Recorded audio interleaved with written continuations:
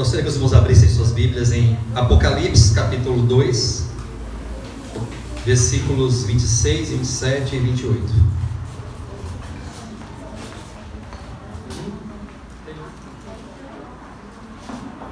Do 26 até o 29, tá bom? Ao vencedor que guardar até o fim as minhas obras, eu lhe darei autoridade sobre as nações, e com cetro de ferro as regerá, e as reduzirá em pedaços, como se fossem objetos de barro. Assim como também eu venci e recebi do meu Pai, dar-lhe-ei ainda a estrela da manhã. Quem tem ouvidos para ouvir o que o Espírito diz às igrejas, ouça. Amém, queridos? Glória a Deus. Nós estamos hoje encerrando a série de mensagens cujo tema principal é atributos de um cristão vencedor. Amém, irmãos? Hoje é a última mensagem dessa série, logo o Senhor estará nos direcionando em outras mensagens, outros temas. No entanto, eu queria encerrar essa série com os irmãos esta manhã, chamando os irmãos a essa reflexão, e nós já refletimos várias vezes, algumas semanas passadas, sobre esse tema, sobre atributos de um cristão vencedor. E os irmãos puderam entender e perceber que ser cristão vencedor é diferente de ser cristão somente. Porque o cristão somente é aquele cristão que creu, como eu havia dito agora há pouco, sobre o batismo, creu em Jesus, foi batizado, se tornou um cristão, é salvo. A salvação pela fé em Cristo Jesus, pelo sacrifício de Cristo, pela justiça de Cristo. No entanto, a Bíblia agora nos convida, e esse texto que lemos aqui agora no Apocalipse capítulo 2, versículo 26 em diante, nos chama a atenção para perceber que Jesus, ele chama cristãos vencedores. O último versículo 29 diz: quem tem ouvido, ouça o que o Espírito diz às igrejas. Lá no versículo 26 diz: ao vencedor. Ora, como ele fala à igreja ou fala aos vencedores? Ora, ele fala às igrejas. O Espírito fala às igrejas, assim como o Espírito fala a nós hoje, e a todos os irmãos que fazem parte da igreja de Jesus Cristo espalhada mundo fora. No entanto, quando ele fala à igreja, ele fala para gerar, para constituir cristãos vencedores, cristãos como verdadeiros discípulos de Jesus Cristo, cristãos como aqueles que entenderam a causa de Deus e por isso se entregaram e se integraram num processo de salvação continuada diário, pela fé mediante a palavra do Evangelho. E é por isso que temos que nos atentar para isso e perceber que nós estamos em uma carreira, estamos em uma caminhada que o Senhor nos colocou, queridos. Nunca se esqueça disso. Você creu em Jesus, você hoje faz parte do corpo de Cristo, você é membro do corpo de Cristo, você é salvo mediante a fé em Cristo Jesus, e Ele te colocou em uma trajetória de vida cristã, como diz ali o escritor de Hebreus, capítulo 12, versículo 1: corramos com perseverança a carreira que nos está proposta, olhando firmemente para o autor e consumador da fé, Jesus. Veja como que nós estamos nessa trajetória. E essa trajetória, como cristãos que somos, ela consiste em estarmos entendendo o Evangelho da nossa salvação, o Evangelho da graça, o Evangelho do reino. E não somente entendendo, mas agora experimentando as palavras de salvação e de vida eterna contidas nas páginas do Novo Testamento. O Senhor nos revela nas páginas do Novo Testamento uma palavra que é o Evangelho poderosa para salvar a nossa alma. O que seria salvar uma alma? Salvar a alma consiste em reverter o quadro da queda. Salvar a alma consiste em trazer o indivíduo, o cristão, de volta a Deus, uma vez que a queda consiste no afastamento de Deus. O pecado original, ele consiste na ruptura, no rompimento com Deus. Lúcifer rompeu com Deus, se afastou de Deus, desprezou o Altíssimo, não quis Deus, não amou a Deus, não quis estar sob o governo eterno do Pai. E esse mesmo espírito, esse mesmo sentimento foi passado para o homem no Éden, para Adão e para Eva. O sentimento de independência de Deus. o pensamento e a vaidade, a ilusão de viver sem Deus. Isso é a queda, isso é o pecado. Pecado é apostasia, pecado é dar as costas a Deus. Antes de qualquer coisa que o ser humano possa cometer, saiba, pecado não é cometer nada a priori, pecado é se afastar de Deus, pecado é dar as costas a Deus, pecado é não querer Deus.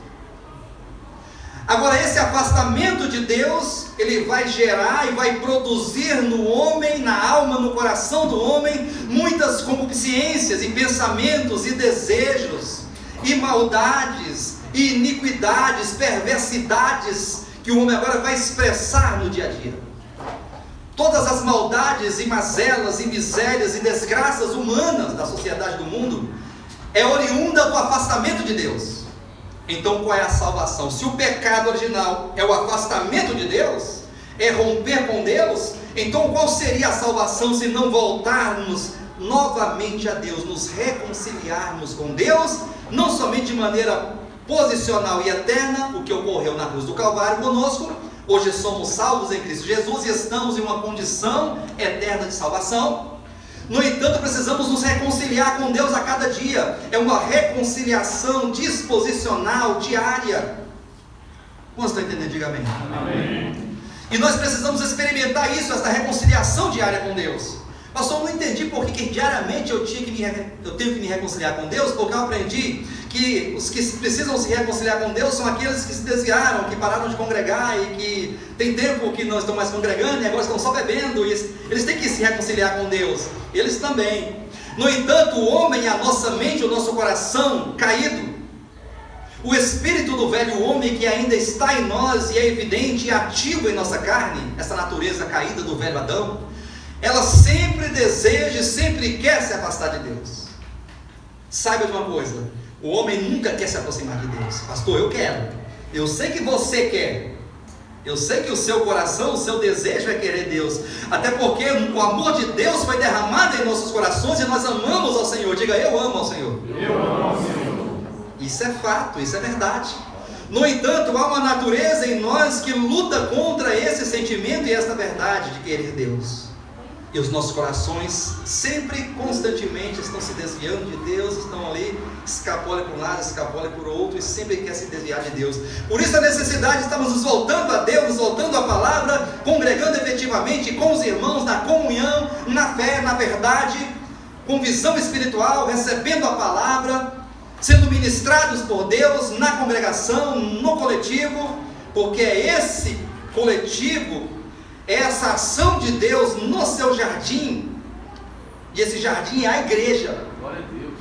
O jardim de Deus é a sua igreja, e Ele rega constantemente o seu jardim, que são os nossos corações, mediante as reuniões, os cultos, as adorações, as orações, as palavras ministradas, louvores. Ele atua em nós. E então estamos nessa jornada, nessa caminhada, nessa trajetória de vida cristã. E é aqui que consiste o grande desafio de se tornar um cristão vencedor. E muitas características foram faladas aqui ao longo dessas semanas passadas. Nós falamos sobre o ouvir a palavra de Deus, com ouvidos espirituais, como diz o texto, quem tem ouvido ouça o que o Espírito diz. Quem tem ouvidos ouça, só que não é ouvidos biológicos aqui, ó, que ouve tudo enquanto. É um ouvido espiritual capaz de reter esta palavra. É um ouvido espiritual capaz de tomar posse pela fé e agora ser conduzido e ser imbuído, impulsionado por uma fé verdadeira e genuína que o Senhor implantou em nós. E ao ouvir a palavra de Deus, agora somos governados por uma visão governante. Amém. Uma das características também muito importantes do cristão é que ele adquire conhecimento. O conhecimento é uma das principais características do cristão vencedor, porque agora ele passa a conhecer a vontade de Deus. E um dos mandamentos de Jesus é que nós conheçamos e prossigamos em conhecer a Deus, mediante o Evangelho. E não somente isso, mas agora vem uma outra característica, que é a experiência do conhecimento, que é a prática, que é experimentar aquilo que nós conhecemos e que entendemos sobre a vontade de Deus nas Escrituras Sagradas. E depois muitas outras, a disciplina, o discernimento.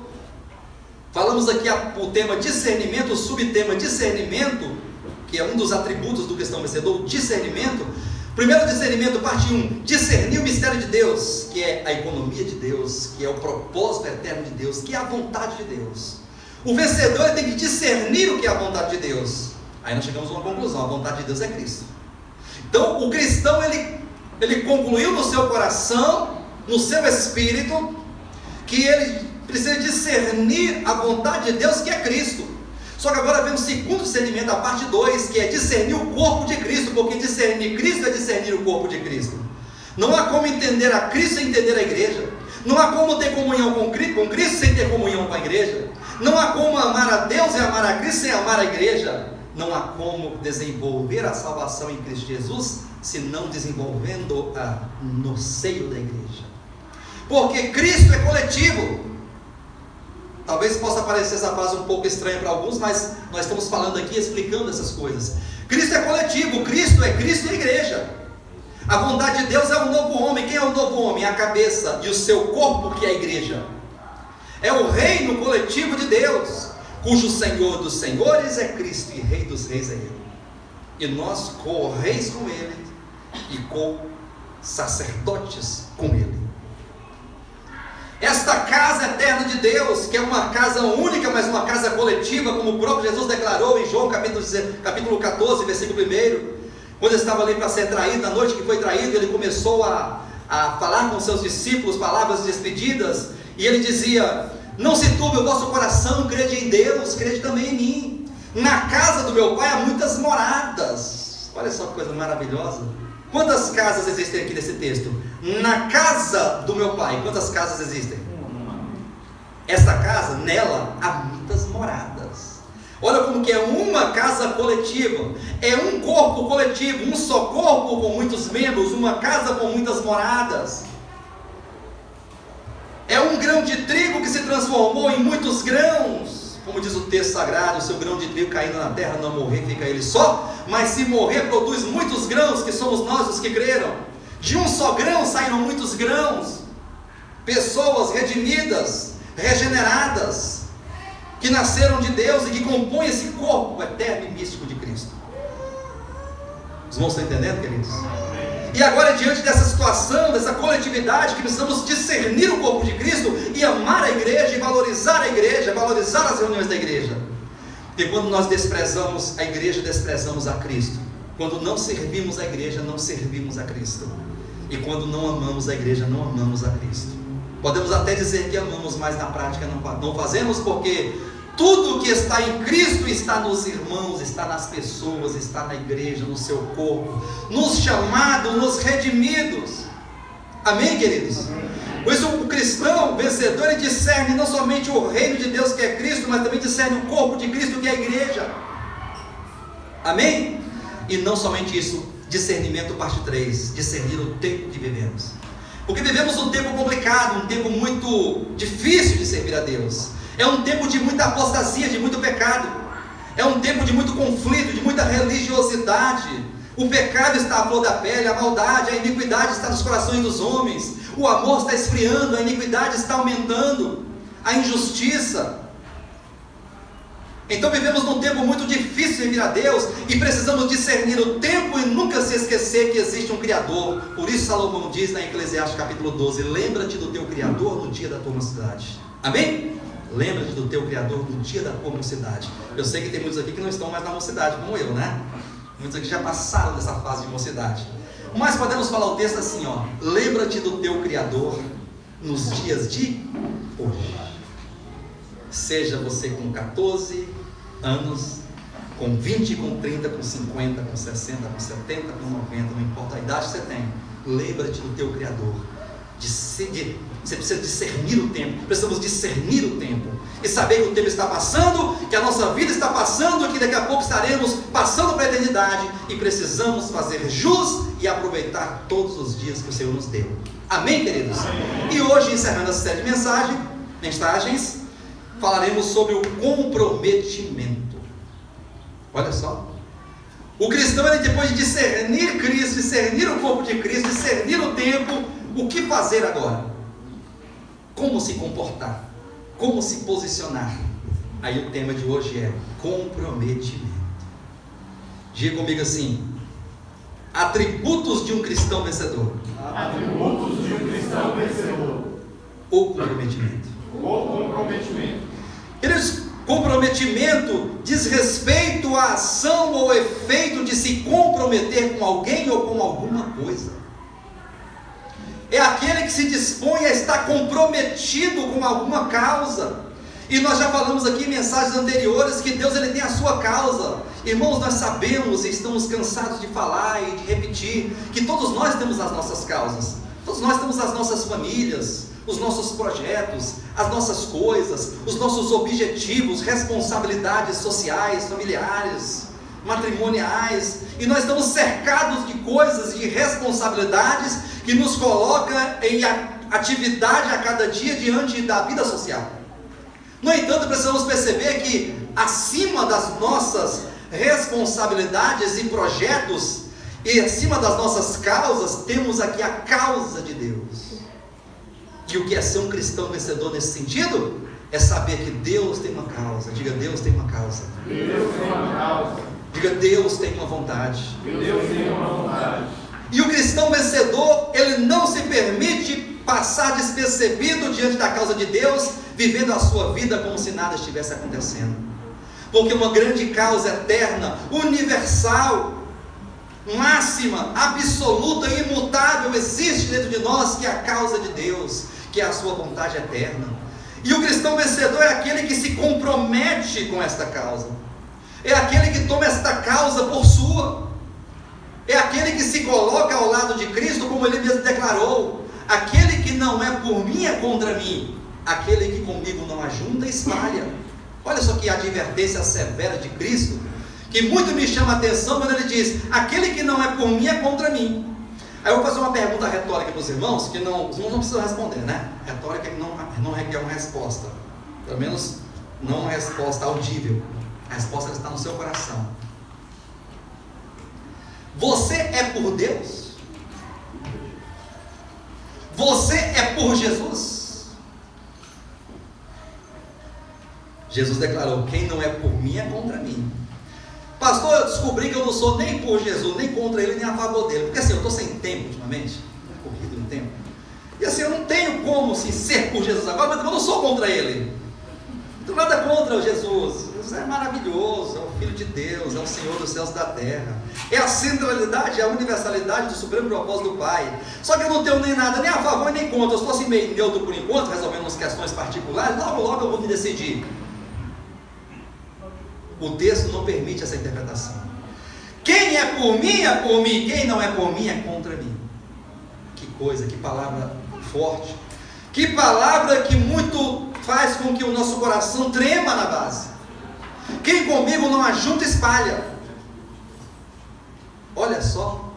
E essa palavra nos chama a atenção para algo que é de extrema importância para você, para mim, para todos nós que desejamos ser aprovados no dia do tribunal de Cristo. Porque um dia estaremos no tribunal de Cristo. Um dia vamos comparecer diante de Jesus e seremos julgados. E nesse julgamento receberemos o segundo o bem ou mal que tivermos feito por meio do nosso corpo e da nossa vida humana. E é por isso que agora temos que entender e saber qual o grau de comprometimento que temos com a causa de Deus. Jesus declarou em João capítulo 5, versículo 17: o meu Pai trabalha até agora e eu trabalho também. Sabe o que quer dizer isso aqui, queridos, para nós, para mim, para você? Que Deus, Ele está trabalhando. Pastor, Deus está trabalhando, e Deus trabalha, e muito. E é um trabalho dos mais complicados que tem. É um dos mais difíceis de todos os tempos. Porque esse trabalho de Deus consiste em edificar, em erigir uma casa eterna. E esta casa eterna somos nós. Deus está edificando o seu reino, a sua casa. Deus está gerando um novo homem, do qual fazemos parte. E esse trabalho consiste em reverter o processo da queda, em mudar a nossa mente, em mudar o nosso coração. A edificação da casa de Deus consiste em transformar a nossa alma. mudar os nossos sentimentos, nossos pensamentos, vontades, emoções, propósitos. É fazer com que os nossos corações se voltem para Deus e que amem o Senhor e amem a sua vontade. É um trabalho difícil, complicado, porque nós nos deparamos com tantas coisas e com tantos compromissos e com tantos afazeres e com tantos projetos, que agora Deus ele quer nos levar para o centro da sua vontade e se depara com uma grande barreira chamada o eu do homem. Chamado eu. O meu eu, o seu eu. É o velho homem ali, ó, estorvando de vez em quando aquilo que Deus deseja realizar. E é por isso que o comprometimento ele vem para pôr fim nisso. Porque aquele que se compromete com a causa de Deus, ele não olha para si mesmo. Glória a Deus. Aquele que se compromete com a causa de Deus, Deus tem uma causa, Deus tem uma vontade, Deus está trabalhando e eu quero me colocar ao lado do Senhor. Eu quero juntar com Ele, eu não quero espalhar, eu não quero estorvar, eu não quero atrapalhar. Eu quero ser por Deus, eu não quero ser contra Deus. Amém. E quando ele chega nesse ponto, ele tem uma coisa a realizar: ele não pode olhar para ele mesmo. Porque quanto mais você olha para você mesmo, mais você se esquece de Deus e dos outros. Quanto mais você ama você mesmo demasiadamente, você se esquece de amar a Deus e amar as pessoas. Por isso que o supremo mandamento de toda a Bíblia é amar a Deus sobre todas as coisas e teu próximo como a ti mesmo. É o grande mandamento de toda a Escritura. Você está amando a Deus sobre todas as coisas e o teu próximo como a ti mesmo? O comprometimento ele vem para romper com todo o sentimento do velho homem. E esse velho homem sou eu, é você, somos nós. É o nosso coração que foi configurado, que foi preparado, formado para se opor a Deus e a sua vontade. Como eu disse agora há pouco, a queda é isso. Queda é um ser humano que foi forjado, configurado, é uma consciência caída. É uma consciência cujos pensamentos não são os pensamentos de Deus, cujos caminhos, a maneira de agir não são os caminhos nem a maneira de agir de Deus. Comprometimento. Estar comprometido com Deus é estar comprometido primeiramente com a causa de Deus, segundo com a nossa causa. Aqui não impede você de viver a sua vida, mas o que nós não podemos fazer é viver nossa vida diante de Deus, acima de Deus, ignorando que há um Deus, ignorando que Deus tem uma vontade, ignorando que Deus está caminhando e está trabalhando rumo à sua vontade eterna, rumo ao cumprimento da sua vontade eterna. Não podemos ignorar isso, porque quando ignoramos isso, passamos por experiências negativas e malignas que Deus não aprova. Eu queria pegar aqui alguns exemplos dos 12 discípulos de Jesus Cristo. Diga 12 discípulos. 12 discípulos. Quem eram os 12 discípulos? Aqueles mais próximos de Jesus, aqueles que ele escolheu, sim ou não? Ele chamou os 12 discípulos. No início do seu ministério, foi batizado no Rio Jordão, foi para o deserto por 40 dias, quando ele voltou, foi ao templo, fez algumas leituras e saiu ali chamando para si os seus discípulos. Chamou Pedro, Tiago, João, Tomé, Bartolomeu, Tadeu, Lucas, Tiago, foi chamando todos eles. E então ele juntou para si um número de 12 discípulos. E agora eu quero mostrar para os irmãos que como é difícil ser discípulo de Jesus no momento da adversidade, porque no momento da adversidade, é no momento da provação, é no momento da calamidade, da pressão, do sofrimento que se revelam os verdadeiros discípulos. Porque se revelar um verdadeiro discípulo na bonança é muito fácil, no churrasco, na ceia, na festa, no desfrute, na saúde, é muito fácil. Agora, se demonstrar e permanecer e manifestar um discípulo de Jesus no sofrimento, na adversidade, na escassez, é que é complicado. Porque na adversidade nós queremos nos proteger, nos autoproteger, nos autobloquear. E ninguém quer sofrer, principalmente pela causa de outro, né? Ninguém quer sofrer nem pela sua causa, muitas vezes, muito menos pela causa de outro, no caso a causa de Deus, a causa dos outros, a causa da igreja.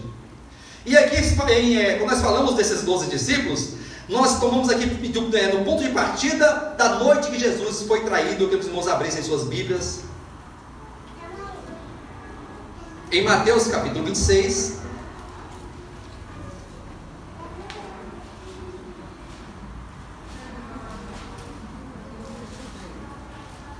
versículo 26 em diante, diz assim: só para contextualizar os irmãos, esse momento aqui é o momento que ele estava fazendo a sua última ceia e o último partir do pão. Foi na noite que foi traído, tá bom? Mateus capítulo 26, versículo 26, diz assim: enquanto comiam, tomou Jesus o pão e abençoando-o, o partiu e o deu aos seus discípulos, dizendo: tomai e comei, isto é o meu corpo. A seguir tomou um cálice, tendo dado graça, o deu aos discípulos, dizendo: bebei dele todos, porque isso é o meu sangue, o sangue da nova aliança, derramado em favor de muitos para a remissão de pecados. E digo-vos que desta hora em diante não beberei deste fruto da videira, até aquele dia em que o hei de beber novo convosco no reino do meu Pai. E tendo cantado um hino, saíram para o Monte das Oliveiras. Isso aqui é o momento em que ele estava ceando com os discípulos, em um cenáculo, em um lugar, um salão como esse, mais ou menos. E então, depois de haver ceado, comido a janta, ele partiu o pão e distribuiu para os discípulos com essas palavras. Depois cantou um cântico à capela, porque naquele momento não tinha baixo, nem violão, e nem carrom, e nem microfone. Cantaram a capela, imagina só que coisa mais singela, Jesus e os seus discípulos cantando um cântico antes de ir para o Getsemane. Só que neste momento eu queria advertir os irmãos que a palavra Getsemane tem um significado muito importante nesse sentido. Daqui a pouco eu falarei que significado é esse. Mas eu quero dizer que quando eles cantaram esse cântico e saíram para o Monte das Oliveiras, que fica num lugar chamado Getsemane, Pedro é advertido. Olha só a advertência de Jesus para Pedro, versículo 31. Então Jesus lhes disse: esta noite todos vós vos escandalizareis comigo, porque está escrito: ferirei o pastor e as ovelhas do rebanho ficarão dispersas. Mas depois da minha ressurreição irei adiante de vós para a Galileia. Disse-lhe Pedro, quando ele disse: vocês vão se escandalizar comigo essa noite, porque a coisa vai ficar complicada esta noite. Essa noite é a noite da dificuldade, da provação. É a noite que vai se provar quem é o verdadeiro discípulo. Aí Pedro disse no versículo 33: ainda que venhais a ser tropeço para todos, nunca o serás para mim. Olha só o coração de Pedro. É positivo ou negativo o que ele falou aqui agora? Positivo. Jesus, todo mundo vai se escandalizar. Vocês vão se escandalizar porque esta noite é a noite que o Filho do Homem será entregue na mão dos pecadores. E a paixão de Jesus foi um dos sofrimentos mais difíceis, complicados, que pôde existir em todos os tempos na face da terra, desde que há ser humano sobre a face da terra. Mas no momento que Jesus fala e adverte os discípulos que eles haveriam de se escandalizar com aquilo que Jesus passaria, Pedro falou assim: não, Senhor, ainda que tu sejas escândalo para qualquer um, para mim nunca o serás. Aí é o que Jesus falou para ele no versículo 34. Replicou-lhe Jesus: em verdade te digo que nesta mesma noite, antes que o galo cante, tu me negarás 3 vezes. Disse-lhe Pedro: ainda que me seja necessário morrer contigo, de nenhum modo te negarei. E todos os discípulos disseram o mesmo. Vejam como que aqui, este momento é o momento mais dramático, mais complexo da vinda do ministério de Cristo nessa terra. Porque era o momento em que ele ia cumprir com a obra de redenção, a sua morte. E ele estava para ser entregue nas mãos dos pecadores. E agora ele estava indo em direção ao Monte das Oliveiras, que fica no Getsemane. A palavra Getsemane, ela quer dizer prensa. Por que prensa? Porque é um lugar, é uma prensa em que se coloca a azeitona dentro para se espremer a azeitona para que se verta o óleo, o azeite de oliva. Monte das Oliveiras, onde era plantado uma plantação de oliveiras, o pé da azeitona, e ali ficava o Getsemane, que era a prensa de prensar as azeitonas para que vertesse o azeite. Cristo naquela noite, ele era uma azeitona que seria espremido, negado, traído, cuspido, morto, zombado, desprezado, crucificado e sepultado, para verter o azeite que é o Espírito Santo para nós. Quem entendeu, diga amém. Amém. Por isso que Jesus foi para a prensa, ele foi para o Getsemane, e agora os discípulos vão para a prensa com ele. Quem é que deseja ir para a prensa com Jesus? Amém. Quem quer ir para o Getsemane com Deus? Amém.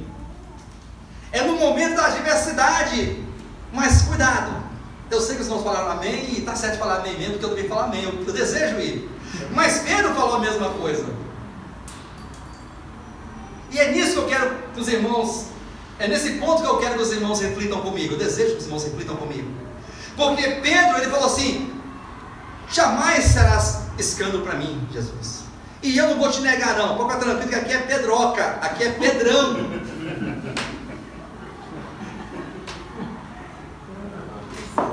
Eu sou é pedra, Jesus. Pedro quer dizer Petros, né? Petros, que é uma pequena pedra. Jesus é Petra, a grande rocha. É pedra. Petra, a grande rocha.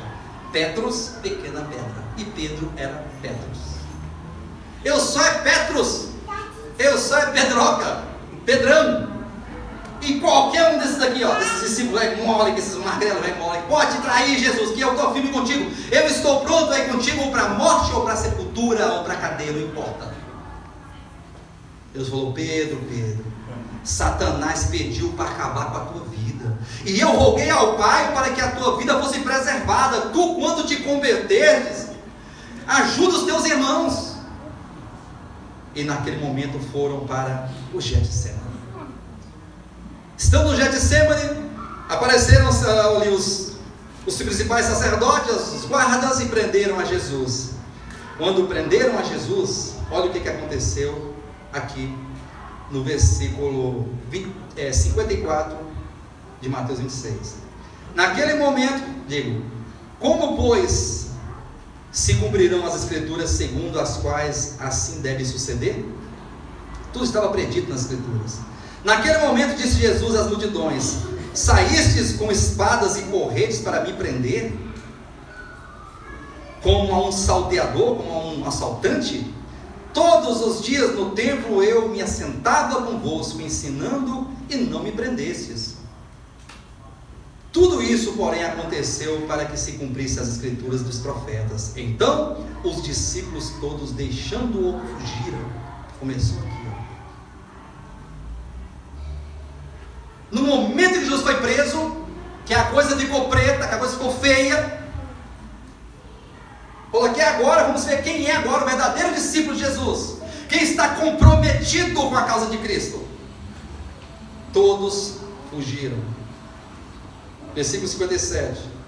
E os que prenderam Jesus o levaram à casa de Caifás, o sumo sacerdote, onde se haviam reunido os escribas e os anciãos. Versículo 58. Mas Pedro o seguia de longe até ao pátio do sumo sacerdote. Tendo entrado, assentou-se entre os serventuários para ver o fim. Olha só aqui. Mas quem foi que disse agora há pouco que estava pronto para ir para a cadeia ou para a morte? Quem disse que Jesus não seria escândalo para ele? Poderia ser para qualquer um outro, menos para ele. Quem disse que era pedrão, que era pedra, que era forte? Pedro seguia de longe para ver o que ia acontecer, para o fim de tudo isso. Queridos, eu quero dizer uma coisa para vocês. Existem vários tipos de cristãos. Existe o cristão que foge no momento da tribulação, que abre mão no momento da dificuldade, que está junto quando está tudo muito bom e tudo muito bem, mas que no momento que a coisa se estreita, no momento que o problema vem, ele foge, porque ele não quer se colocar para sofrer, ele quer se preservar. Essa palavra preservar muito também me lembra Pedro, né, algum tempo atrás, alguns dias antes desse episódio aqui, quando Jesus falou que era necessário seguir para Jerusalém, sofrer muitas coisas dos principais anciãos, dos escribas, dos fariseus, e ser morto. Alguém foi que Pedro disse: Senhor, tenha compaixão de ti mesmo, isso de nenhum modo te acontecerá. Olha só como que o ser humano, ele está sempre disposto a se preservar, a se blindar dos sofrimentos. Isso de nenhum modo vai te acontecer. Tenha compaixão de ti mesmo. Para de sofrer. É necessário sofrer o que, Jesus? Para com isso. Tu és o rei dos reis, Senhor dos senhores. Tu é o Criador, tu é o Verbo encarnado. Tu é o Cristo de Deus, o que vai reinar por toda a eternidade. Esse negócio de sofrer muitas coisas dos principais anciãos, não. Tenha compaixão de ti mesmo. Qual foi a resposta de Deus para Pedro? Arreda Satanás. Tu és adversário, tu és Satanás. Tu és Satanás, tu és adversário.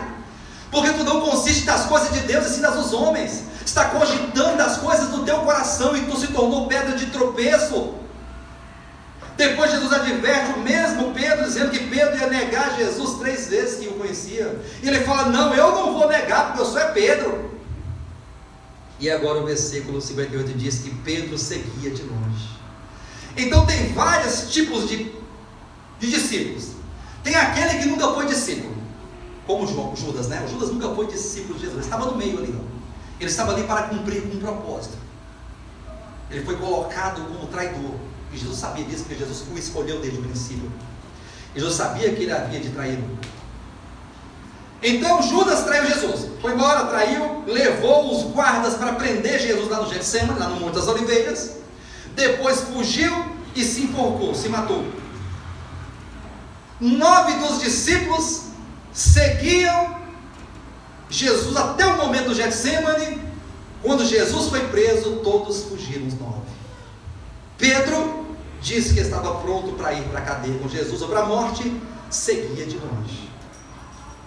Você segue Jesus de longe ou você segue de perto? Você foge no momento da tribulação ou você fica no momento da tribulação? Jesus foi preso, está sendo levado para ser julgado e também condenado e morto, crucificado. Eu que vou ficar perdido, vai sobrar para mim. Estou fora. Você segue de longe ou segue de perto? Você está comprometido com Deus? Até quando você está comprometido com Deus? A fidelidade do cristão tem que ser até a morte. Jesus falou: ser fiel até a morte, dar-te-ei a coroa da vida. Até a morte, não importa. Eu estou com Deus até a morte. Aconteça o que tem que acontecer, o que tem que acontecer, não importa o que vai acontecer, eu estou com Jesus e sou por Jesus. Glória a Deus.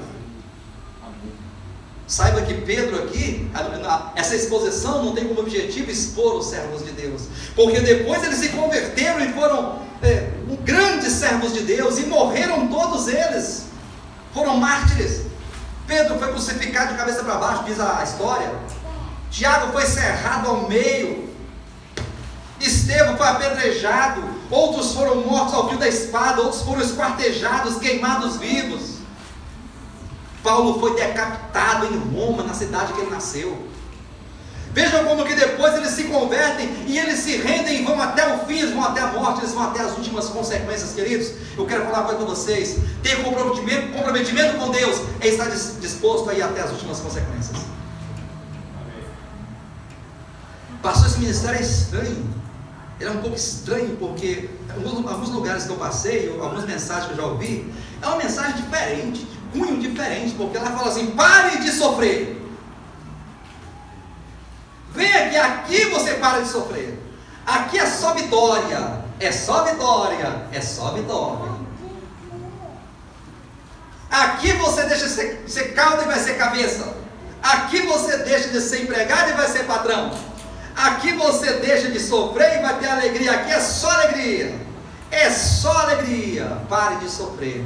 E agora eu chego nesse ministério, estou vindo pela primeira vez uma palavra totalmente antagônica àquilo que eu ouço, porque o Senhor está dizendo, pastor, que eu tenho que me colocar ao lado de Deus, e para se colocar ao lado de Deus eu tenho que estar disposto a ir às últimas consequências com Deus. Glória a Deus. Porque o caminho de Deus é diferente do caminho do mundo. Glória a Deus. O caminho do mundo é o caminho da autopreservação, da autoblindagem, do autocuidado, do amor próprio.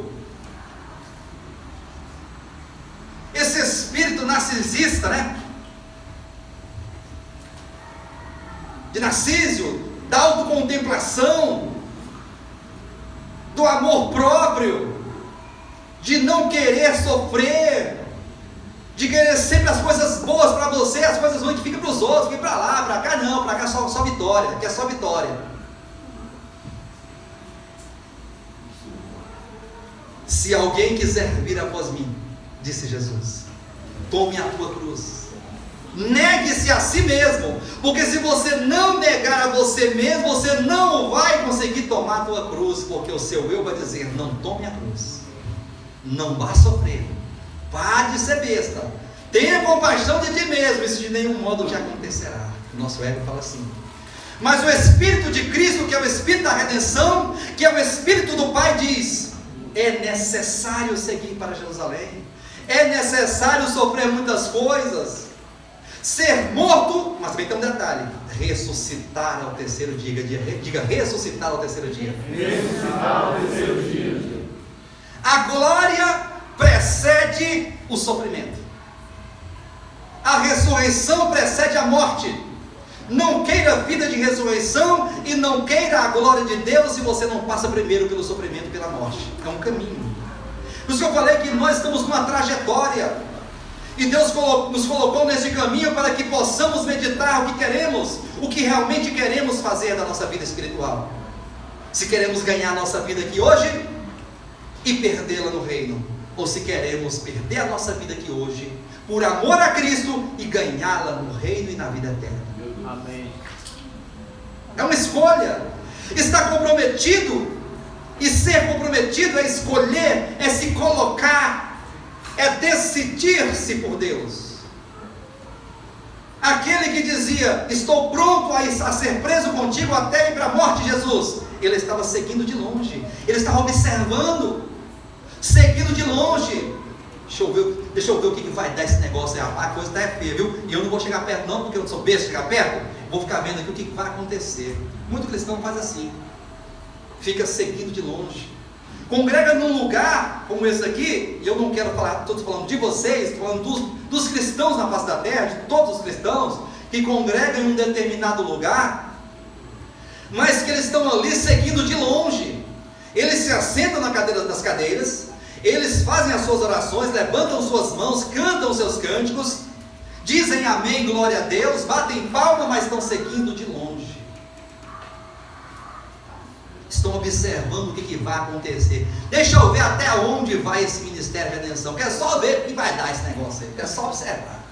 Porque só para ver. Eu quero só saber como é que é.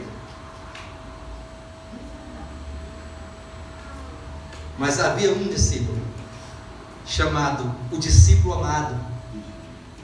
Aquele que quando Jesus dormia nos montes, na alvoragem, em qualquer lugar que ele estava, Jesus dormia, e esse discípulo, ele dormia com a sua cabeça encostada no ombro de Jesus. O discípulo João, o discípulo amado. Aquele que estava ao pé da cruz no momento em que Jesus era cuspido, estapeado e zombado. Ele estava aos pés de Cristo. Um traiu, fugiu, se matou. 9 ficaram com medo, fugiram. Um seguia de longe, observando de longe. Eu não vou fugir não, também não vou me aproximar não, vou ficar meio termo aqui, ó. Eu nem estou perto de Jesus, mas não estou longe, estou aqui perto da situação. Vamos ver o que vai acontecer. Mas o outro, ele estava ao lado de Jesus.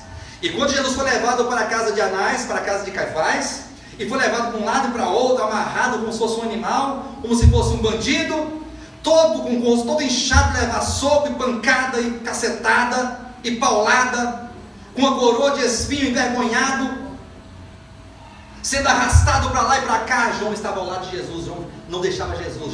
Não deixava Jesus. João não separou-se de Jesus em nenhum momento até o momento da cruz, porque de acordo com o seu próprio evangelho escrito, ele declarou no capítulo 19, versículo 32 em diante, as seguintes palavras: eu estava ao pé da cruz, e no momento que o soldado abriu o lado de Jesus, saiu sangue e água. Eu vi sair sangue e água, eu estava pertinho. E foi esse João que estava ao pé da cruz, que estava exilado numa ilha chamada Patmos por causa da palavra de Deus e por causa do testemunho de Jesus. Todos haviam morrido no final do primeiro século. Todos haviam morrido de morte trágica, esquartejado, cerrado pelo meio, decapitado, apedrejado, devorado por leões. E João, o último discípulo, o apóstolo de Jesus Cristo amado, aquele que deitava a cabeça no ombro de Jesus e dormia ao lado de Jesus, aquele que esteve diante de muitas glórias com Cristo. João esteve no Monte da Transfiguração e viu o reino manifestado em Cristo. João estava, quando Pedro andou sobre as águas, João estava com ele ali presente e viu. João assistiu muitas ressurreições e muitas curas de paralíticos, de leprosos. João estava presente no dia que Jesus multiplicou os pães e os peixes, sobraram 12 cestos cheios. João esteve diante de muitas glórias, mas também estava no momento da adversidade, da tribulação. No Getsemane, João estava junto com Jesus. Na crucificação, João estava junto com Jesus, ao pé da cruz. E no final da sua vida, ele estava exilado numa ilha, como um animal, como um bicho, para morrer, exilado de doença, de fome, de sede, de desidratação, exilado na ilha do Mar Egeu, na ilha chamada Patmos, por causa da palavra de Deus e por causa do testemunho de Jesus. Ele tomou a causa por dele. João falou: esta causa é minha. É por isso que Davi foi chamado o homem segundo o coração de Deus, porque Davi era por Deus. Não, meus irmãos, eu quero falar para vocês aqui, ó. Não se importe, digo, Deus não se importa com aquilo que somos. Se somos falhos, se somos pecadores, Deus já nos conhece e sabe disso. Deus quer saber o nível de comprometimento e de amor que você tem por Ele. Amém. Deus quer saber até onde você está disposto a ir. Até onde você está disposto a ir por Ele, por essa palavra. João falou, abra sua Bíblia em Apocalipse capítulo 1. Estando na ilha do Mar Egeu, diz aqui o versículo 9 do 1º capítulo do Apocalipse: eu, João, irmão vosso e companheiro na tribulação. João falou: eu, João, irmão vosso e companheiro na tribulação. Quantos aqui são irmãos? Diga amém. Amém. Quantos aqui são companheiros? Amém. Quando fala companheiros, parece que cai um pouquinho, né? Não sei se seus irmãos não entenderam bem. Quantos aqui são irmãos uns dos outros, irmãos de Jesus? Amém. E quantos aqui são companheiros de Jesus e companheiros dos outros? Amém. Sabe qual a diferença de ser irmão e ser companheiro? A palavra companheiro, ela tem a sua etimologia e o seu significado seguinte: companheiro diz respeito a comer pão juntos. E nesse sentido somos companheiros, que acabamos de comer pão juntos, sim ou não? Tomamos café ou não tomamos? Então somos companheiros. Diga amém. Amém. Amém. Você tem até medo dessas perguntas, pastor, aí tem umas perguntas que eu não quero nem responder. Somos companheiros ou não somos? Nós comemos pão juntos. Sabe quem foi que negou Jesus? Deus falou assim: essa noite um de vós vai me trair, vai me entregar para os pecadores, vai me vender por 30 moedas de prata. Aí todos começaram a se entristecer. João chegou perto de Jesus e falou assim: Jesus, serei eu, mestre? Aí Jesus falou assim: aquele que mete a mão comigo e come do meu prato é o que vai me trair. Aí lá vem a mãozona de Judas, a mãozona. Comeu o pão do prato de Jesus e o traiu. Ah, mas companheirismo é comer pão juntos. Calma, a primeira ideia é essa. Mas ser companheiro é estar comprometido. Companheiro é comprometimento, é amor, é se colocar ao lado, é não amar a si mesmo, é estar disposto a sofrer pelo outro, pela causa do outro. Isso é companheirismo. João, Pedro, Tiago, todos ali comiam pão naquela mesa, porque eles jantaram, eles ceiaram. E uma das tradições judaica era comer pão e beber vinho em todas as refeições. Judas comeu do pão do prato de Jesus, traiu. Pedro comeu do prato de Jesus, negou 3 vezes que o conhecia diante de uma empregada. Os outros comeram e fugiram. Mas João, o discípulo amado, comeu o pão junto com Jesus. E agora ele declara com coração e com fé e com certeza. Ele não jogava palavras no ar, ele falava com realidade de experiência. Eu, João, irmão vosso e companheiro na tribulação, no reino e na perseverança em Cristo Jesus. Amém. Quantos aqui desejam ser companheiros de Jesus? Amém. Eu quero ser companheiro de Jesus. Eu desejo ser companheiro de Jesus e eu conclamo a todos vocês a sermos companheiros de Jesus até o fim. Amém. Até o fim. Amém. Não importa as circunstâncias. Amém. Não importa o que venha contra nós. Precisamos estar com Deus. Precisamos crer em Deus, e crer em Deus é estar com Deus, e estar com Deus é ser por Deus. Glória a Deus. Isso se prova na prática. Isso se prova na prática porque os companheiros de Jesus são os amigos de Jesus, são os verdadeiros discípulos conhecidos como vencedores. Glória a Deus. Amém. Vencedores. Amém. Irmãos, nós vivemos tempos difíceis de servir a Deus.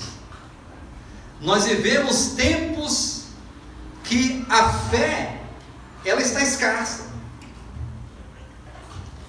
Pastor, assim, quando eu olho para a televisão, quando eu ligo os programas que veiculam esses programas evangélicos e gospels, me parece que a fé está em alta, porque os templos são lotados. Catedrais, templos, marcha para Jesus, caminhadas de mais de 1 milhão de pessoas, o povo está fervoroso. Aí eu te pergunto, fé em quê? E buscando o quê? Se você fazer uma pesquisa de campo, você vai perceber, e aqui eu não estou falando mal dos irmãos, nem de pastor nenhum, nem de ministério nenhum, eu estou expondo os nossos irmãos, que fazem parte do corpo de Cristo, diga-se de passagem. Estou falando de um sistema, de uma falsa fé, de uma fé pseudo, forjada, criada por um movimento religioso, que busca os próprios interesses. As pessoas se dispõem, fazem campanhas, e vão até as últimas consequências pelas suas vontades e pelos seus projetos. Está vendo o quê? Campanha de 40 dias, campanha de 400 dias, campanha de 4.000 dias, jejum da semana inteira. Mas por quê? Porque eu tenho que alcançar a minha bênção. E qual é a sua bênção? Casamento. Tem que casar. Qual é a sua bênção? Cura, enfermidade. E você, irmão? Meu filho, problema. Minha filha, problema. Problema com meu esposo, casamento arruinado, causa na justiça. Irmãos, é assim ou não é?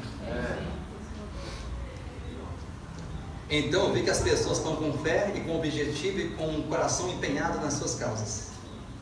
Mas ninguém perguntou, e o que Deus está querendo? Onde Ele quer chegar? O que Deus está fazendo? O que Ele deseja realizar? Vamos procurar saber, que é para nos colocarmos e nos posicionarmos ao seu lado. E agora temos que batalhar, e temos que estar enganjados com todo o esforço, com todo o empenho, com toda a dedicação e força, sendo irmão e companheiro na tribulação, no reino e na perseverança pela obra de Deus. Não podemos nos deixar levar pela grande correnteza do mundo.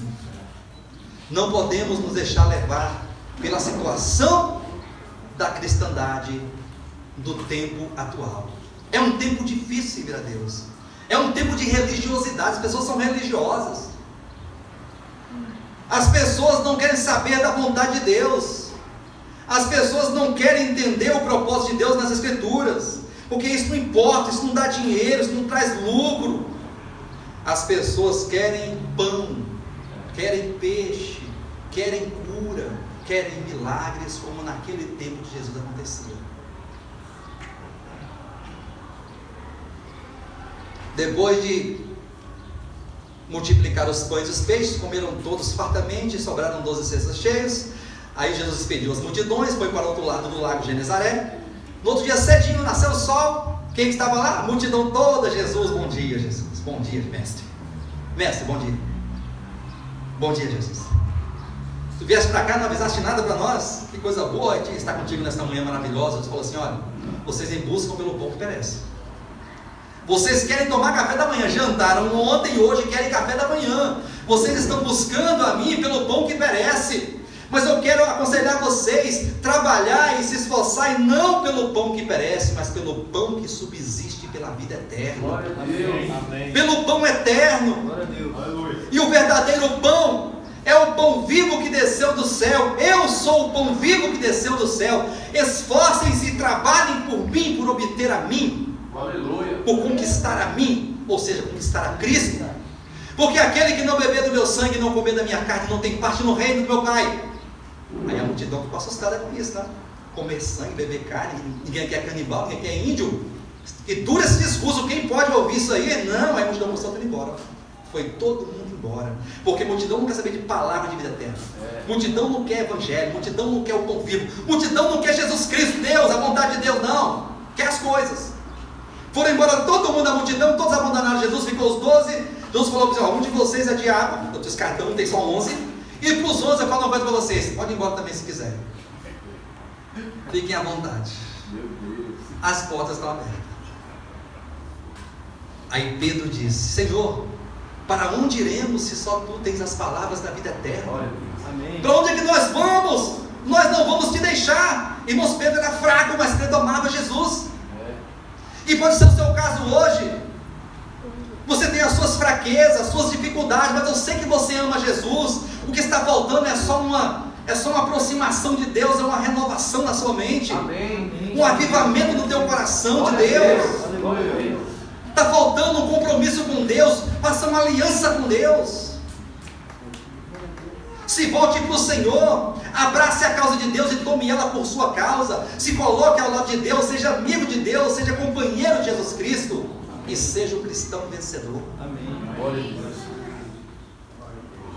Nessa manhã, o Senhor nos chama a sermos cristãos vencedores, a termos comprometimento com a causa de Deus, a sermos um por Deus e com Deus, um só coração, orando uns pelos outros, amando uns aos outros, suportando uns aos outros, levando as cargas uns dos outros, promovendo esta palavra, ajudando a promover essa palavra, levando essa palavra para as pessoas que estão ouvindo palavras de prosperidade humana, materialista, egoísta, capitalista.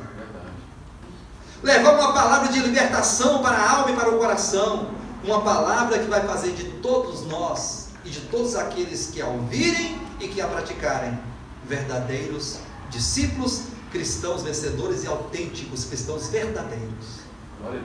Amém, queridos? Amém. Que o Senhor possa ganhar o nosso coração. Amém. Que o Senhor possa, que essa semente, que essa mensagem, ela possa frutificar em nós, possa alcançar o recôndito mais profundo do nosso ser, do nosso coração, da nossa mente, a sede das nossas vontades e emoções, e que essa semente de vida possa germinar e frutificar para a glória de Deus. Amém. Amém, queridos? Cuide você a ficar de pé, fique de pé e faça uma oração.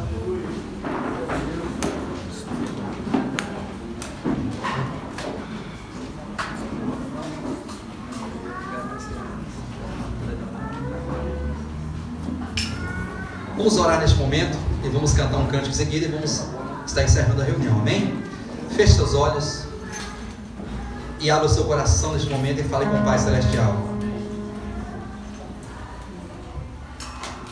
Pai Santo, em nome de Jesus, nós oramos, e a nossa oração, ela fundamenta-se nessa mensagem que ouvimos, porque esta palavra é a palavra do reino, é a palavra de justiça.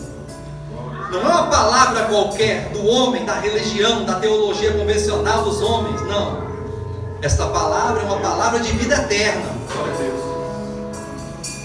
É a palavra que aproxima o homem de ti. É a palavra que quebra as cadeias, as barreiras que nos afastam de ti. É a palavra que destrói as algemas do pecado e da servidão do pecado. Obrigado pela tua palavra. Senhor, gera em nós tal sentimento, o sentimento de Cristo, o mesmo sentimento que houve também em Cristo Jesus. Queremos nos esvaziar de nós mesmos e queremos nos posicionar ante a Ti, Pai, e ante a Tua vontade. Queremos tomar posse do Teu reino, queremos tomar posse da vida eterna. Queremos ser reconhecidos como verdadeiros discípulos de Jesus Cristo. Queremos ser reconhecidos por aqueles que amam a Ti, Pai, sobre todas as coisas, e o nosso próximo como a nós mesmos. Obrigado, Senhor, por esta palavra. Gera em nós frutos, nos conduz ao arrependimento, guarda nossa mente e nosso coração para não pecarmos contra Ti. Senhor, neste momento nós pedimos que o Senhor possa nos levantar, nos despertar o nosso espírito, nos levantar, renovar a nossa mente. Nos posiciona, Deus, nesta carreira proposta. Amém. Até aquele grande dia. É o que te pedimos em nome de Jesus.